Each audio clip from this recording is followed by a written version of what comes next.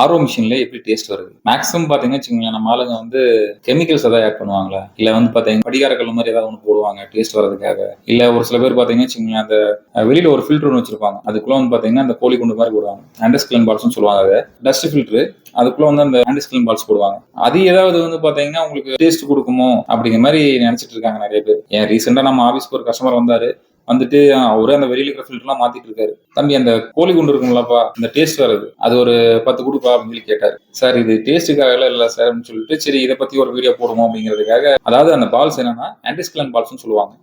அது வந்து membrane ஃபில்டருக்கு scale form ஆகாம இருக்கிறதுக்காக அந்த ஆன்டிஸ்கிலன் பால்ஸ் போடுவாங்க. அந்த பால்ஸ் போடுறதுனால அந்த மெம்பரைனோட லைஃப் கொஞ்சம் ஜாஸ்தியா வரும், மெம்பரைன் ஃபில்டர் சீக்கிரம் சோக் ஆகாது. அந்த ஒரு காரணத்துக்காக மட்டும்தான் இந்த ஆன்டிஸ்கிலன் பால்ஸ். மற்றபடிக்கு இந்த கெமிக்கல்ஸ் எல்லாம் இதுல எதுவும் ஆட் பண்ண மாட்டாங்க. இதுல எப்படி வந்து டேஸ்ட் வருது அப்படின்னா, அதாவது ஆர்ஓ மெம்பரைன் இருக்கும், பூஸ்டர் பம்ப் இருக்கும். இப்ப தண்ணியில வந்து பாத்தீங்கன்னா டிடிஎஸ் 1000 டிடிஎஸ் நம்ம இன்புட் கொடுக்குறோம் அப்படின்னா, டிடிஎஸ் என்னன்னு சொல்லிடுறேன், நிறைய பேர் தெரியாது. டிடிஎஸ்னா டோட்டல் டிசால்வ் சாலிட்ஸ் சொல்லுவாங்க. நம்ம ஆர்ஓ மிஷின் வந்து பாத்தீங்கன்னா 90 to 95% மேக்ஸிமம் 99% குறைக்கிற மாதிரி ஆர்ஓ ஃபில்டர்ஸ் எல்லாமே இருக்கு. இப்ப நம்ம வந்து ஒரு 1000 டிடிஎஸ் நம்ம ஆர்ஓ மிஷின் போடுறோம்னு வச்சுக்கோங்களேன், அதை வந்து ஒரு 50 டிடிஎஸ் கீழே ஃபில்டர் பண்ணிடும்.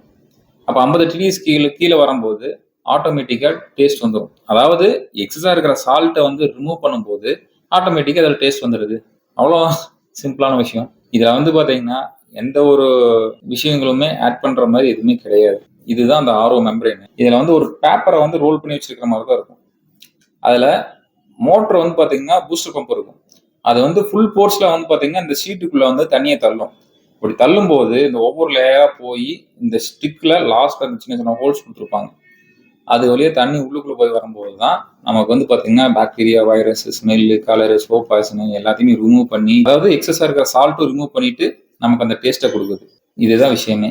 இதுல வந்து எந்த ஒரு வாட்டர் ப்ரூஃபர் எடுத்துக்கிட்டீங்கனாலும் சரி, நீங்க வந்து 7000 ரூபாய்க்கு வாங்கினாலும் சரி, 20000 ரூபாய்க்கு வாங்கினாலும் சரி, எவ்வளவு அமௌண்ட் நீங்க எக்ஸ்பென்ஸ் பண்ணி செலவு பண்ணி நீங்க வாங்கினாலும் சரி, எந்த கம்பெனி மிஷின் வாங்கினாலும் சரி, ஆர்ஓ மிஷின் எடுத்துக்கிட்டீங்கன்னா, ஆர்ஓ வாட்டர் ப்ரூஃபர்னு எடுத்துக்கிட்டீங்கன்னா, எந்த கம்பெனி வாட்டர் ப்ரூஃபர் வாங்கினாலுமே சேம் இதே மெத்தடு தான். என்ன கம்பெனி மாறும், குவாலிட்டி மாறும், டிஃபரன்ஸ் வந்து பாத்தீங்கன்னா அந்த அவுட்லுக் மாறும், டிசைன் மாறும், அவ்வளவுதான். நெக்ஸ்ட் வந்து பாத்தீங்கன்னா அடுத்த வீடியோல பார்க்கலாம். மறக்காம சப்ஸ்கிரைப் பண்ணி வச்சுக்கோங்க.